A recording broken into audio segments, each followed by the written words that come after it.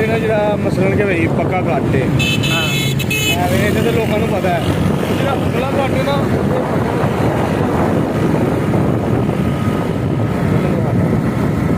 ਉਹ ਇੱਕਦਮ ਚੱਲਦਾ ਬੰਦਾ ਕਹਿੰਦਾ ਇੱਥੇ ਹੀ ਕੱਟ ਲਈ ਲੋ। ਹਾਂ